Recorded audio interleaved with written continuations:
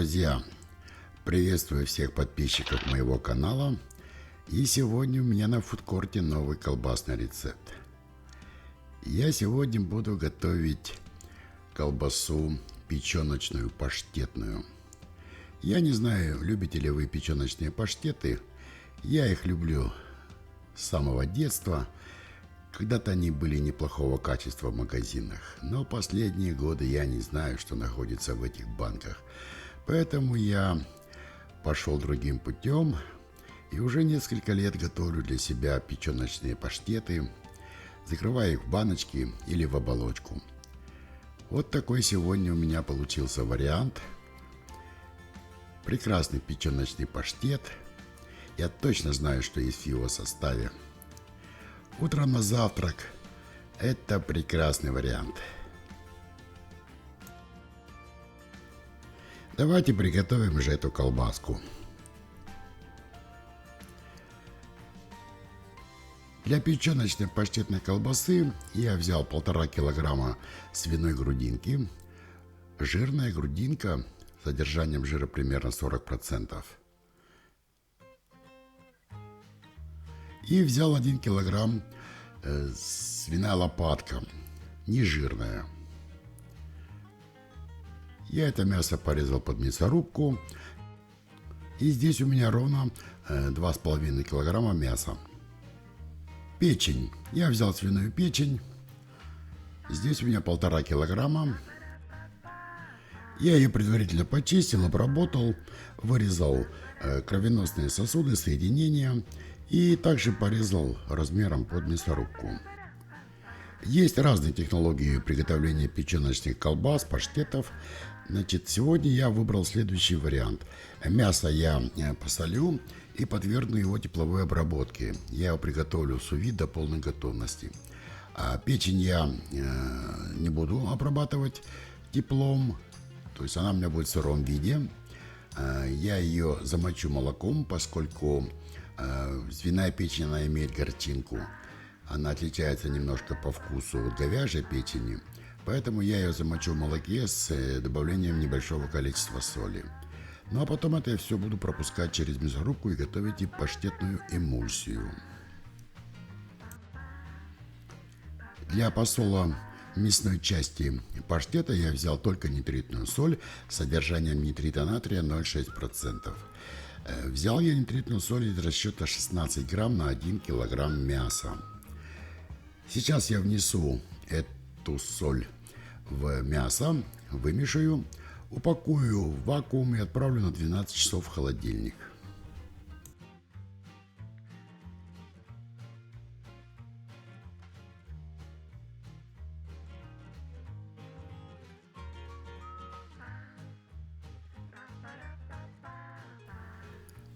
При вымешивании мяса с солью не нужно прилагать особых усилий. Нужно аккуратно, щадящим образом перемешать, для того, чтобы каждый кусочек мяса получил свою порцию соли. Соль я ношу частями и так вот аккуратно перемешиваю. Для посола мясной части паштетного фарша, эмульсии, я взял только нитритную соль, только потому, что у меня сейчас печень будет использоваться в сыром виде, и уже при составлении фарша я добавлю ту часть соли обычной поваренной именно на вес печени, который у меня 1,5 килограмма. И таким образом у меня примерно получится соль пополам нитритная и обычная поваренная. А теперь я замачиваю свиную печень. Я переместил ее в небольшой пластиковый контейнер и заливаю 500 мл обычного молока. И добавляю 1 столовую ложку обычной поваренной соли. Наверное, грамм 15. Этого будет достаточно. И на 3 часа я оставлю это все в холодильнике. Соль с молоком, оно вытянет из печени вот ту горечь, которая обычно присутствует в свиной печени. Потом это я все промою и оставлю до утра в холодильнике. Но уже завтра утром я буду проводить тепловую обработку посоленного мяса и буду использовать печень для составления эмульсии.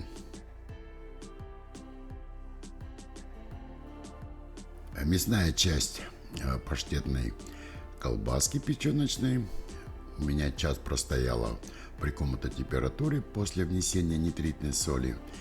Я ее упаковал в вакуум и сейчас отправлю до утра в холодильник, примерно на 12 часов. Нитритная соль сработает, мясо будет такого ярко-красного цвета. Ну а завтра я его отправлю в сous-вид на тепловую обработку.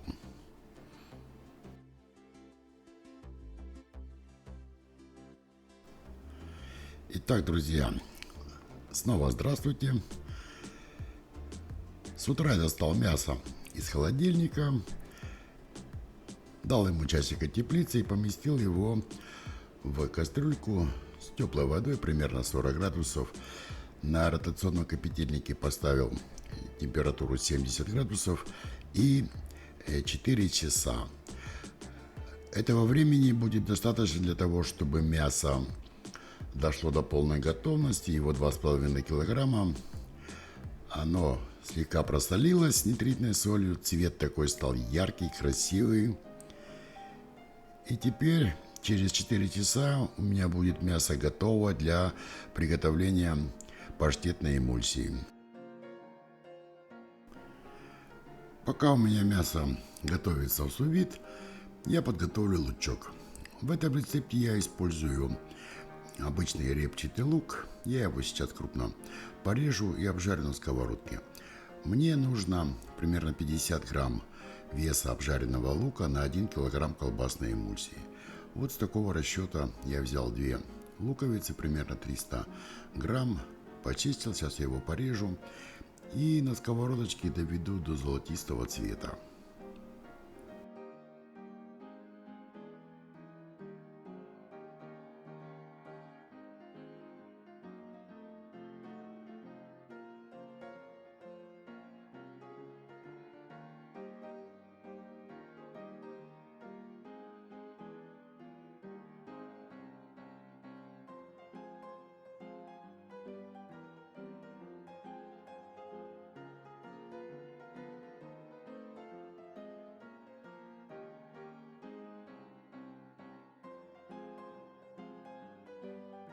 Вот так лучок у меня готов. Можно продолжать заниматься мясом. Прошло 4 часа, мясо у меня готово. Я его охладил под проточной холодной водой. Вот в таком виде оно получилось. Смотрите, все-таки 70 градусов это очень высокая температура, образовался бульонно-жировой отек. Если бы я бланшировал мясо в обычной воде в кастрюле, это все бы осталось в воде. А здесь, конечно же, я ничего не потеряю. Этот бульончик у меня пойдет в паштетную эмульсию. Вот в таком виде у меня подготовлено мясо, и теперь я буду его перекручивать через мясорубку. Также у меня готова полностью свиная печень. Она вчера провела у меня 3 часа в молоке с небольшим количеством соли. Потом я ее промыл несколько раз в холодной воде. Ночью она провела в холодильнике. Ну и теперь я буду пропускать печенку сырую через мясорубку. Перекручивать я буду печень на мясорубке с решеткой диаметром отверстия 2 мм, самая мелкая практически. И одновременно буду прокручивать лук, обжаренный до такого золотистого цвета.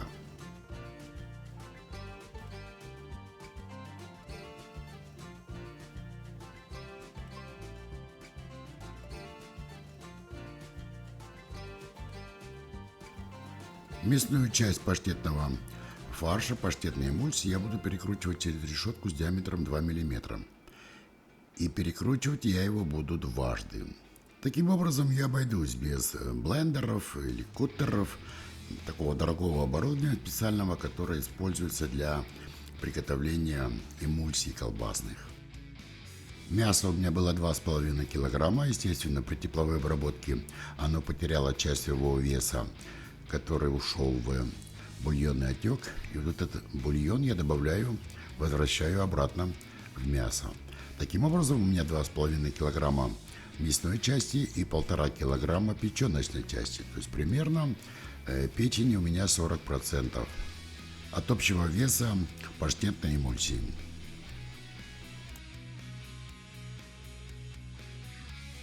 Второй раз я перекручиваю мясную часть решетку диаметром 1 мм. Если у вас нет такого мелкого отверстия, такой решетки, вы можете еще раз просто пропустить мясную часть через самую мелкую решетку, которая у вас есть.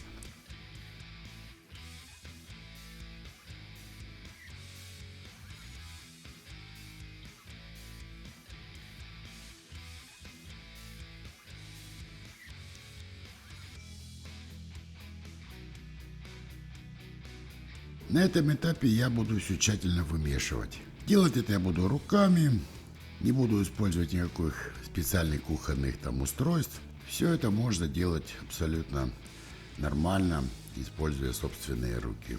На это потребуется некоторое время, какие-то усилия. Фракция мяса достаточно мелкая. Печень получилась такой фракцией, как густая сметана. И теперь достаточно просто вымесить однородную паштетную эмульсию. Вымесив колбасную паштетную эмульсию, я вношу недостающую для печени соль и специи. Печень у меня 1,5 килограмма. Я вношу обычную поваренную соль из расчета 20 грамм соли, 2% на 1 килограмм. И вместе с солью я вношу набор специй, который я подобрал специально для этой печеночной эмульсии. Значит, у меня здесь перец черный молотый и перец белый молотый по 1 грамму на килограмм, кардамон полграмма на килограмм, имбирь сушеный молотый 1 грамм на 1 килограмм, значит, мускатный орех молотый полграмма и чеснок сухой гранулированный 2,5 грамма на килограмм. Кроме этого я добавил аскорбат натрия, антиокислитель жира полграмма на килограмм и пищевой фосфат 2,5 грамма на килограмм для удержания влаги. Подробную граммовку посолочной смеси и набора специй для печеночной эмульсии я оставлю в описании под этим видео. После внесения дополнительной соли и набора специй я тщательным образом руками вымешиваю фарш 5-7 минут, то есть разбивая дополнительно эмульсию до однородного такого пастообразного состояния. На следующем этапе я вношу сливки. Их ровно 200 мл, жирностью 33%.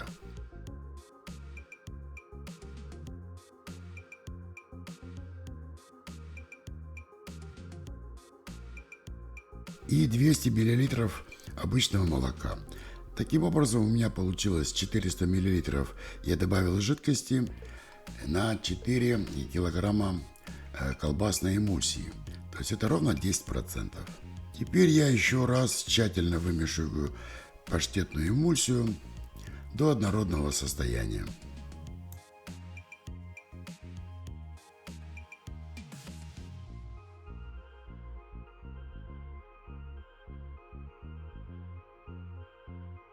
Вот, в принципе, и все. Паштетная эмульсия готова, и теперь можно ее забивать в оболочку.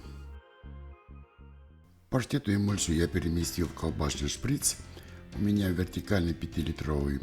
И в качестве оболочки я буду использовать говяжью череву. Это натуральная оболочка, говяжья черева, диаметр 40-42 мм. Я нарезал ее кусочками по 45 сантиметров. Буду завязывать такие небольшие колечки колбасок.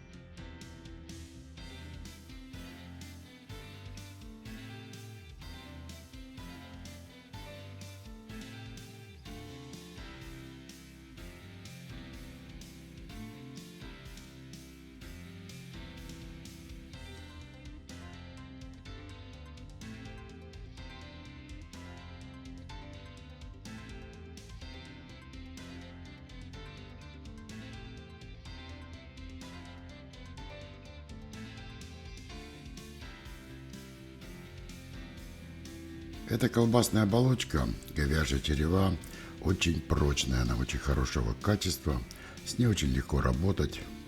Набиваю колбаски достаточно плотно и перевязываю колбасным шпагатом с двух сторон, формирую вот такие колбасные колечки.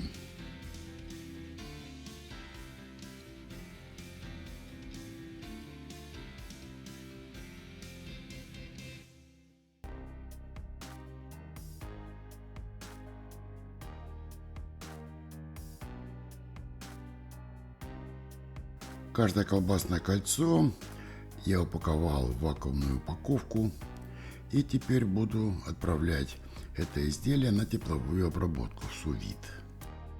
Я переместил упакованные в вакуум колбасные колечки в пластиковый контейнер, залил водой примерно до 40 градусов и выставляю на ротационном кипятильнике температуру 70 градусов и время 2 часа. Все, теперь су-вид будет работать, и через пару часов я получу готовую печеночную паштетную колбаску. Если у вас нет такого устройства, как су-вид, вы можете поместить колбаску в обычную кастрюлю с горячей водой и при температуре 80 градусов за те же 1,5-2 часа довести до полной готовности при температуре внутри изделия 70 градусов. Для того, чтобы колбаска не всплывала, я чуть-чуть поставлю небольшой груз. И после окончания тепловой обработки я проведу душевание под холодно-проточной водой с добавлением льда. Необходимо будет опустить температуру с 70 градусов до безопасных 26. И после этого отправлю уже готовую печеночную паштетную колбасу в холодильник на стабилизацию примерно на 12 часов при температуре 4-6 градусов. Ну а потом можно будет продегустировать. Ну что, друзья, и снова здравствуйте. Прошло еще 12 часов, колбаска провела ночь в холодильнике, она стабилизировалась. Печеночный паштет в оболочке стал такой упругий, эластичный, яркий запах печеночного паштета. И пришло время попробовать. Посмотрите, какая получилась красота. Паштет упругий, эластичный, текстура ровная, плотная, цвет прекрасный.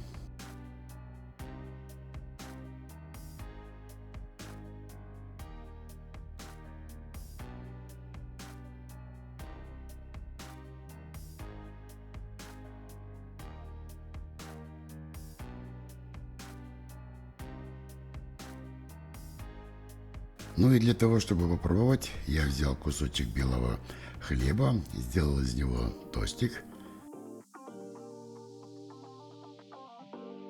И вот теперь этот самый прекрасный момент.